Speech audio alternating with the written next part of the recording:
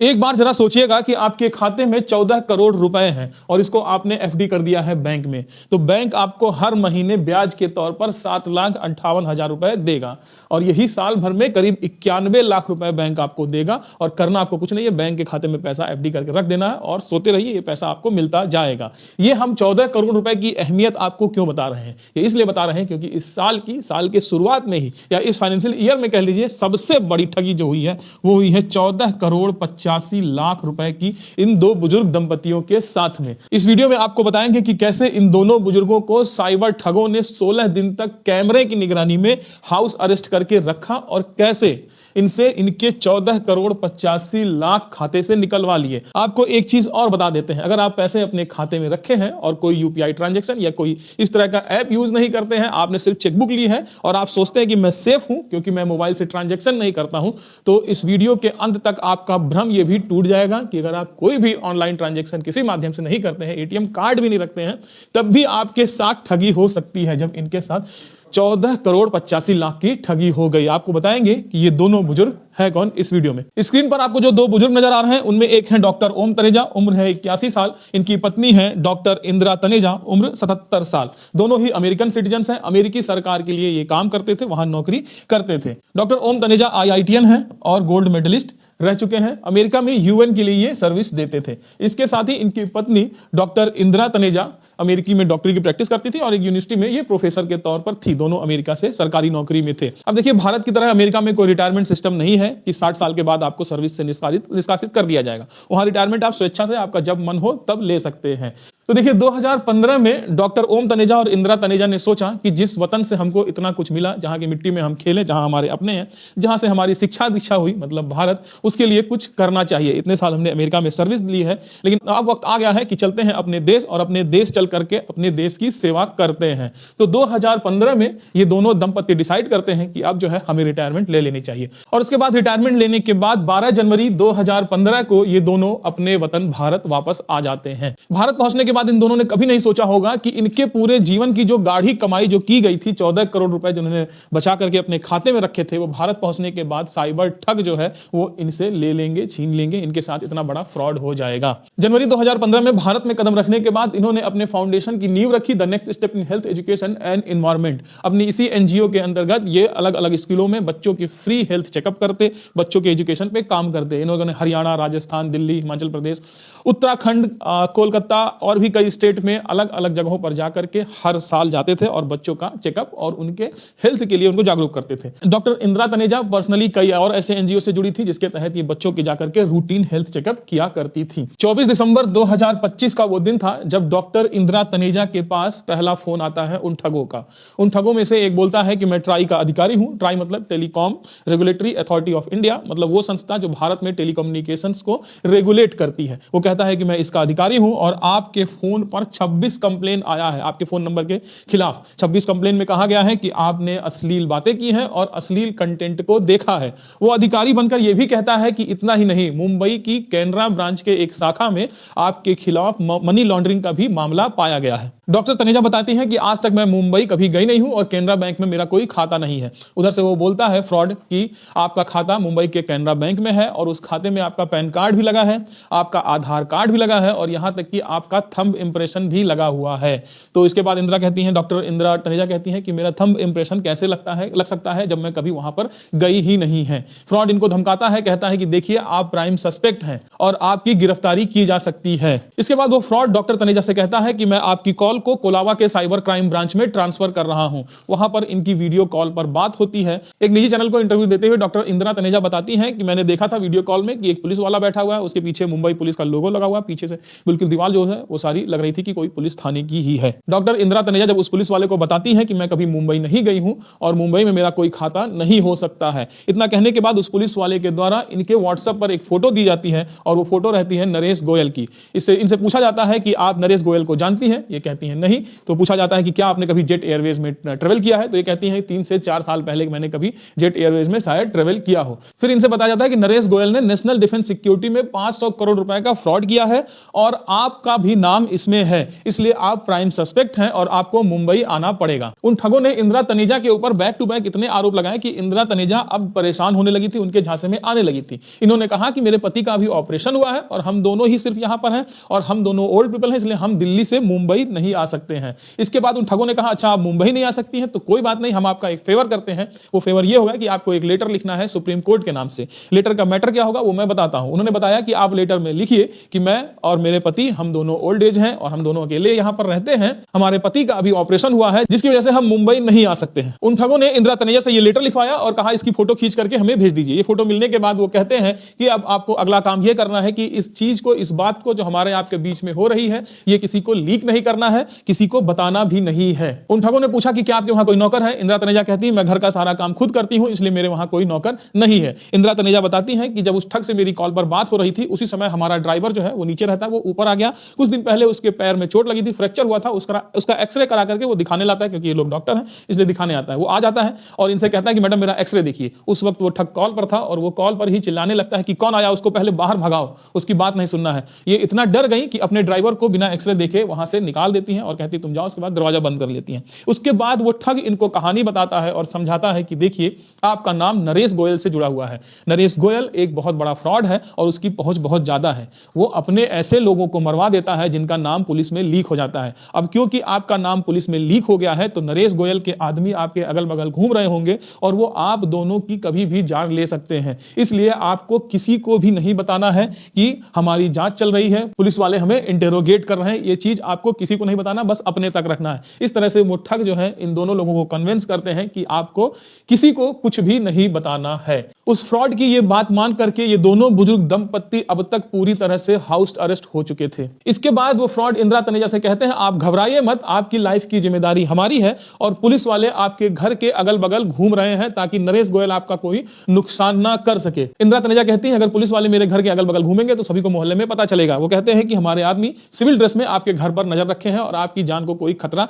नहीं होगा। इसके बाद वो इनसे कहते हैं कि अब एक लेटर और लिखिए। वो ये कहते हैं कि आपके पास अभी तक जितनी भी संपत्ति है कैश में पड़ी हुई, चाहे वो बैंक खाते में हो, वो एफडी में हो, वो शेयर में हो, वो किसी जगह भी कहीं पर भी जो पैसा आपने लगा रखा है, एसआईपी हो, किसी भी तरह का कहीं पर इन्वेस्टमेंट भी किया हो, वो सारी चीजें हमें लिख करके एक लेटर में दीजिए। और याद रखिए कि अगर आपने कुछ भी छिपाने की कोशिश की, कुछ भी ऐसा चीज, चाहे वो कोई एफडी हो, चाहे कोई शेयर हो, कुछ भी अगर आपने नहीं बताया तो आरबीआई जो है वो उसे सीज कर देगी। वो फ्रॉड बोलता है कि ये लेटर आपसे इसलिए लिखवाया जा रहा है क्योंकि आपके नाम से जितना भी पैसा है उसको वेरीफाई किया जाएगा और ये सुप्रीम कोर्ट से एक आदेश हमें लेना पड़ेगा। अब क्योंकि इतनी कानूनी प्रक्रिया उन लोगों के द्वारा बताई जा रही थी तो डॉक्टर तनेजा को जरा भी भनक नहीं लगा। इनको लगा कि ये नॉर्मल एक रूटीन प्रोसेस है, इसलिए उन्होंने एक लेटर लिखा और उसको दे दिया कि भाई ये हमारी संपत्ति है, हमारे खाते में कितना पैसा है, मेरे पति के खाते में कितना पैसा है, कितने की शेयर, हमने क्या एफडी, और ये सारी चीजें बता दिया कि कितना पैसा हमारे पास है। अब यहां से खेल शुरू होता है। वो दिन था 25 दिसंबर का जब इन्होंने अपना सारा ब्यौरा इनको दिया, ठगों को दिया था। 25 दिसंबर को बैंक बंद होता है, लेकिन उसके बाद जब बैंक खुलता है तो वो ठग कहता है कि अब आपको 2 करोड़ रुपए हमारे बताए खाते में भेजना होगा ताकि हम उस पैसे को वेरीफाई करें और उस पैसे का वेरिफिकेशन के बाद आपको आरबीआई से वो पैसा आपके खाते में रिटर्न कर दिया जाएगा अगर वो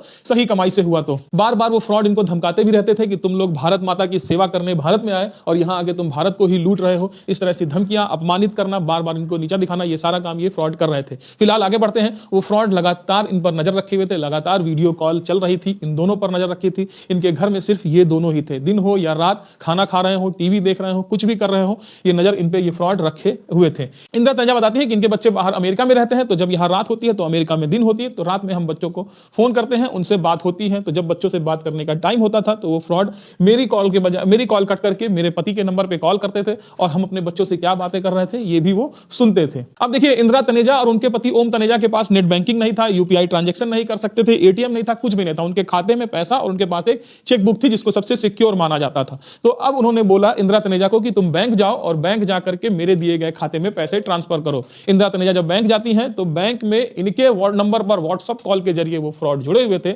और बैंक अधिकारी जब पूछता है कि 2 करोड़ रुपए आप क्यों ट्रांसफर कर रही, तो वो जैसा आदेश करता है कि तुम ये कहानी बताओ, तो ये वो कहानी बताती हैं और बैंक अधिकारी को भी लगता है कि भाई जिसका खाता है वो खुद आया, वो खुद ट्रांसफर कर रहा है, तो ट्रांसफर करने में बुराई क्या है। तो 2 करोड़ रुपए इनके पहले शिफ्ट में इनसे ले लिए गए 14 करोड़ में से। जब ये बैंक में होती थी तो व्हाट्सएप कॉल इन पर चलता था और एक कॉल इनके पति पर चलता था, लगातार निगरानी रखी गई थी। इसके बाद उन फ्रॉड्स ने 2 करोड़ लिया, उसके कुछ दिन बाद फिर कुछ और पैसे मांगे कि आरबीआई के जांच के तहत कुछ और पैसे हैं और पैसे भेजिए। इतना करते करते 8 जनवरी तक उन्होंने सारे पैसे इनके खाते के ले लिए थे। अब तक वो फ्रॉड इनको यकीन दिला चुके थे कि हम आपके शुभचिंतक हैं और यकीन मानिए अगर आपने नहीं दिया तो पैसा सीज हो जाएगा, तो इससे अच्छा आप हमको पैसा दीजिए, ये आरबीआई की जांच में जाएगा, उसके बाद पैसा आपको मिल जाएगा। इतना कन्विंस कर लिए थे। उन फ्रॉड्स ने कभी मुंबई, कभी कोलकाता, कभी दिल्ली और भारत में अलग अलग जगहों में खुले अलग अलग खातों में पैसे को मंगाया। ये बताती हैं कि वो कहते हैं कि आपके अब 2 बच्चे नहीं, अब 3 बेटे आपके हैं, आप मेरी मां समान है, आप मुसीबत में हैं, इसलिए हमारा आपकी मदद करने का फर्ज बनता है, इसलिए हम आपकी मदद कर रहे हैं, आप यकीन मानिए आपका पैसा कहीं नहीं जाएगा। इस तरह की बातें करके ये कभी डराते हैं, कभी कन्विंस करते हैं, कभी कुछ करते हैं, कभी मोहब्बत दिखाते हैं, इस तरह की चीजें वो करते हैं। ये लोग गीता का पाठ करते थे तो वो सब सुनते हैं कि आप बहुत अच्छा गीता का पाठ करती हैं, मुझे बहुत अच्छा लगा, आप एक काम करिए मुझे फोटो खींच करके भेजिए, मैं भी गीता पढ़ता हूं। तो उन्होंने अपने आप को बड़ा स्पिरिचुअल और बड़ा सच्चा इंसान भी दिखाने की कोशिश की। अब आता है 8 जनवरी तक इन्होंने अपना सारा पैसा, गाढ़ी कमाई पूरे जीवन भर का चूस चूस के उन लोगों को दे दिया था। 8 जनवरी को जब ये रात में सोती हैं इंदिरा तनेजा, तो इनको याद आता है कि 50 लाख रुपए की एक एफडी जो है वो हमने करा रखी है और वो मैं बताना भूल गई हूं उन अधिकारियों को, और वो 50 लाख रुपए मेरे फ्रीज हो जाएंगे, वो आरबीआई जो है मेरे 50 लाख रुपए सीज कर देगा। अब सोचिए कितना हद तक ये कन्विंस हो चुकी थी उन ठगों के बातों में। अगले दिन उठती हैं, वो बोलती हैं कि 50 लाख रुपए जो है वो हम बताना भूल गए थे और वो हमने आपको नहीं बताया, वो एक एफडी हमारे पास और बची है। इतना सुनने के बाद वो भड़क गया। वो फ्रॉड कहता है कि आपने हमारा सारा एफर्ट, हमारी सारी मेहनत जो है उसको खराब कर दिया, बर्बाद कर दिया, हमने आपको बचाने के लिए इतना कुछ किया, एक काम करिए फटाफट जल्दी लाइए, नहीं तो वो 50 लाख भी आपका छिन जाएगा और आपकी गिरफ्तारी भी हो जाएगी। ये सारी कुछ कहती है और फिलहाल 9 जनवरी को वो बचा हुआ 50 लाख भी वो जो है उन फ्रॉड्स के खाते में ट्रांसफर कर देती हैं। 9 जनवरी को अचानक फिर कॉल कट जाती है और वो सारे फ्रॉड डिसअपीयर हो जाते हैं, इनके पास कोई कॉल नहीं आती। इसके बाद आता है दिन 10 जनवरी का। उन फ्रॉड से इनका कोई संपर्क नहीं हो पाता है। ये काफी चिंतित रहती हैं कि मेरा पैसा अभी आरबीआई से चेक होकर के वापस मेरे खाते में नहीं आया, काफी टेंशन में रहती हैं। तो ये नंबर लगाती हैं, कोई नंबर लगता नहीं है। फिलहाल एक नंबर लगता है, उस पर ये बात करती हैं और कहती हैं क्या हुआ, आज शनिवार है, पिछले शनिवार को भी मैं नहीं जा पाई थी क्योंकि हर शनिवार को ये स्कूल में बच्चों का फ्री हेल्थ चेकअप करने जाती हैं। उस शनिवार को भी जाना था। ये कहती मुझे जाना है और मेरा पैसा अभी तक कुछ आया नहीं है, मैं बहुत टेंशन में हूं। वो कहता है आपका पैसा आ गया है, आप अपने किसी भी नजदीकी पुलिस थाने में जाइए और वहां पर जाकर के आप बात करिए, आपका पैसा मिल जाएगा वहां से। इसके बाद ये अपने घर से निकलती हैं, नजदीकी पुलिस थाने में जाती हैं और ये बताती है जब मैं पुलिस थाने जा रही हूं तो व्हाट्सएप कॉल बकायदा चल रहा था और एक कॉल इनके पति पर नजर रखी जा रही थी उस वक्त। 10 जनवरी को जब ये पुलिस थाने जाती हैं तो ये अपना मामला बताती है कि ऐसा ऐसा हुआ है। थाने में ये सिपाही या लोअर रैंक के कर्मचारियों को, पुलिस वालों को ये अपना फोन देती है और वो ठग बकायदा उन पुलिस वालों से बात करता है और पता नहीं क्या यूएपीए लॉ इसके उसके तहत वो बताता है कि इसके तहत इनका पैसा आया है, इनका वापस करो। उनकी हिम्मत देखिए। इसके बाद एसएचओ आती है, महिला एसएचओ, वो बात करती हैं और जब महिला एसएचओ के हाथ में फोन जाता है तो इंदिरा तिवारी बताती है उसके हाथ में फोन जाते ही फोन से डीपी गायब हो जाती है और आदमी बदल जाता है। ये बताती हैं कि 2 आदमी, एक विक्रांत और एक डीके गुप्ता, ये दोनों अधिकारी अपने आप को बताते थे। डीके गुप्ता से मेरी बात हो रही थी लेकिन अचानक उसके जगह किसी और की आवाज आती है और वो बहुत रूडली बातें करता है, इतना बातें रूडली करता है कि उस फ्रॉड और एसएचओ के बीच में गाली गलौज शुरू हो जाता है। मतलब हिम्मत देखिए इन फ्रॉड वालों की, एसएचओ के साथ गाली गलौज करते हैं, कहते हैं कि तुमको किसने एसएचओ बनाया, तुम कहां से पढ़ी हो, तुम इस काबिल नहीं हो। इसके बाद एसएचओ को समझ में आता है कि आपके साथ फ्रॉड हो गया है। ये कहती हैं कि मैडम इसको चुप कराइए और आपके साथ ठगी हो गई है। तब इनकी आंखें खुलती हैं, इनको समझ में आता है कि इनका सारा जो जीवन भर का गाड़ी कमाई था 14 करोड़ 85 लाख जो दंपतियों ने अपने खाते में रखा था वो लूट लिया गया है इन 16 दिनों में। 16 दिनों तक इनको घर में बंद करके रखा गया, इनको मानसिक प्रताड़ना दी गई, डराया गया, धमकाया गया। 24 घंटे इन पर निगरानी रखी गई कैमरों से। जब ये कमरे में जाते या कहीं जाते कॉल चलती रहती, बच्चों से बात करते कॉल चलती रहती, किसकी कॉल आ रही है, किसकी कॉल नहीं आ रही, ये सारी चीजें बतानी पड़ती थी। किसकी कॉल उठा सकते हैं, नहीं उठा सकते, ये सारी चीजें बता नहीं सकती थी। ये बताती हैं कि मेरा ड्राइवर को एक बार शक होता, वो कहता मैडम आप बैंक तो कभी नहीं जाती और एक हफ्ते में इतनी बार आप बैंक जा रही हैं। तो ये कहती हैं क्योंकि हमारे पास अमेरिका की भी नागरिकता है तो हमें वहां भी टैक्स भरना पड़ता है, तो वहां जनवरी से दिसंबर तक का ईयर चलता है, तो वहां पर जो है अभी जनवरी आ गई है, दिसंबर खत्म हो रहा है तो टैक्स वगैरह भरने के लिए हमें जाना पड़ता है। इस तरह की बातें कह के टालती हैं। तो सोचिए इन दंपत्ति, उन बुजुर्गों को इस तरीके से अपने वश में करके इनका सारा पैसा जो है ठग लिया गया है। डॉक्टर इंदिरा तनेजा कहती हैं कि मैं भारत ये सोचकर आई थी कि मैं अपने वतन चलूंगी, वहां सेवा करूंगी, लेकिन अब मैं भारत में एक पल रुकना नहीं चाहती, मैं भारत से वापस अमेरिका जाना चाहती हूं। इन्होंने बताया कि हम स्वामी विवेकानंद के बहुत बड़े फॉलोअर हैं और स्वामी विवेकानंद की एक जो कोट था वो मैंने सुना था, जब स्वामी विवेकानंद शिकागो गए थे तो उनके फॉलोअर्स ने वहां बोला कि आप रुक जाओ, तो स्वामी विवेकानंद ने बोला था कि don't serve your your aunt at the cost of your mother. तो अमेरिका मेरी आंटी है और मेरी माँ तो भारत है, तो मैं अपनी माँ की ही सेवा करने भारत आए थे हम लोग, लेकिन अब हमारा मन नहीं लग रहा, हम भारत से वापस जाएंगे। तो ये इन दोनों बुजुर्ग दंपतियों की कहानी है जो भारत में शिक्षा दीक्षा लिए, अमेरिका में सर्विस किए, फिर 2015 में करीब 11 साल पहले इनके जहन में आता है कि चल के अपने वतनवासियों की सेवा करनी चाहिए, अपना कर्ज चुकाना चाहिए। लेकिन इन्हें नहीं पता था कि भारत में आने के बाद 11 साल बाद इनके साथ इस तरह से ठगी होगी कि जीवन भर की जो इनकी गाढ़ी कमाई थी उसको कुछ लोग ठग के अपने साथ ले जाएंगे और इनके पास कुछ नहीं बचेगा। फिलहाल अब ये लोग इस आस में हैं कि शायद पुलिस इनको न्याय दिलाए, शायद इनका पैसा रिकवर हो और इनको पैसा वापस मिले। कुछ आंकड़ों पर आपकी नजर डालेंगे कि भारत में किस तरह से साइबर अपराध जो है वो अपनी जड़ें जमा रहा है। और साइबर अपराध इस समय भारत में किसी महामारी से कम नहीं है। हर कोई ऐसा है जो कभी ना कभी ठगा ना गया हो या किसी के पास 10 से 20 अपराध करने वाले टारगेट ना किए हो किसी को। आप जो लोग देख रहे हैं आपके पास भी 2-4 मौके पर जरूर कोई ना कोई साइबर ठग जो है वो कॉल कर रहा होगा। तो ये धंधा बहुत तेजी से भारत में पनप रहा है। आपको कुछ आंकड़े दिखाते हैं। देखिए, Indian cyber crime coordination centre और national cyber crime reporting portal NCRP के अनुसार पिछले 6 सालों में मतलब 2020 से 2025 में 52,976 करोड़ रुपए से भी ज्यादा की जो है ठगी भारत में हो चुकी है। देखिए, 2023 में 7,463 करोड़ रुपए की ठगी हुई। कुल मामले तो वैसे लाखों में हो सकते हैं, लेकिन NCRB के हिसाब से 65,000 से ज्यादा मामले जो है वो सामने आए। 2024 में जहां पिछले साल 7,463 करोड़ की ठगी थी, 2024 में 22,845 करोड़ रुपए की जो ठगी हुई, जो कि 3 गुना से ज्यादा बढ़ गया था मामला। और ये इंसिडेंट तो था वो 22 लाख इंसिडेंट इस तरह का सामने आया था, जो 2022 में 10 लाख से 3 गुना ज्यादा था। मतलब 22 लाख लोगों से ठगी हुई थी 2024 में, और 2024 में 22 लाख और 2022 में 10 लाख। मतलब पिछले सिर्फ 2 साल में ही 3 गुना ठगी के मामले बढ़ चुके थे। 2025 में 19,812 करोड़ रुपए की ठगी हुई 21 लाख लोगों के साथ में। तो ये भारत में पिछले 3-4 सालों का आंकड़ा है। अब देखिए, डिजिटल अरेस्ट के कितने मामले सामने आए, जैसा कि इन दंपत्ति के साथ हुआ जिनको 16 दिन तक डिजिटल अरेस्ट करके रखा गया। 2022 में 39,925 मामले डिजिटल अरेस्ट के आए। 2024 में ये बढ़ करके 1,30,662 हो गया। मतलब 3 गुने से ज्यादा की बढ़ोतरी हुई। 2025 में अब तक जो है, ये आंकड़ा पहले का है, 17,718 जो है ये कुल फ्रॉड के मामले डिजिटल अरेस्ट में सामने आए थे। 2024 में डिजिटल अरेस्ट से करीब 2400 करोड़ रुपए ठगे गए। तो ये कुछ आंकड़े हैं जो भारत में बढ़े जा रहे हैं। हालांकि कुछ फंड भी रिलीज किया जा रहा है सरकार के द्वारा कि ये डिजिटल अरेस्ट को रोकने के लिए, बजट भी आ रहे हैं, लेकिन हो क्या रहा पता नहीं। फिलहाल ग्राउंड पे तो कुछ नजर नहीं आ रहा। डिजिटल अरेस्ट या इस तरह की ठगी के मामले, साइबर ठगी के मामले कम होते तो नजर नहीं आ रहे हैं। हाँ, हालांकि बढ़ते जरूर नजर आ रहे हैं। कुछ भारत में ऐसे क्षेत्र भी हैं, जैसे जामताड़ा कह लीजिए, हरियाणा कह लीजिए, हरियाणा में भी एक जगह है। इसके बाद अभी यूपी में भी एक जगह पहचानी गई जहां से इस तरह की ठगी को अंजाम दिया जाता है। तो ये क्षेत्र वाइज भी अब बढ़ रहे हैं, जहां पर पुलिस और प्रशासन भी नहीं जा सकती है, जहां कोई नहीं जा सकता। तो इस तरह के मामले बढ़ रहे हैं। लेकिन अब देखिए कब तक हमारा भारत जो है, बाकी अपराध तो है भी, एक नए तरीके का अपराध है, इसमें भी मजबूती से अपनी जड़ें, अपनी पैरों को मजबूत कर रहा है। देखिए कब हम इससे छुटकारा पाएंगे और कब ओम तनेजा जैसे लोग और इंदिरा तनेजा जैसी महिलाओं को न्याय मिलेगा जिनके साथ इतनी बड़ी ठगी हुई। फिलहाल आप वीडियो में कमेंट करके जरूर बताइएगा कि अगर आपके साथ भी कभी कोई ठगी हुई या किसी ने ठगी करने की कोशिश की है तो जरूर बताइएगा। और एक चीज का ध्यान रखिए, कोई भी इस तरह की कॉल आती है, कोई कहता है कि आपने अश्लील कंटेंट देखा है, आपने ये किया है, तो उस पर यकीन ना करिए।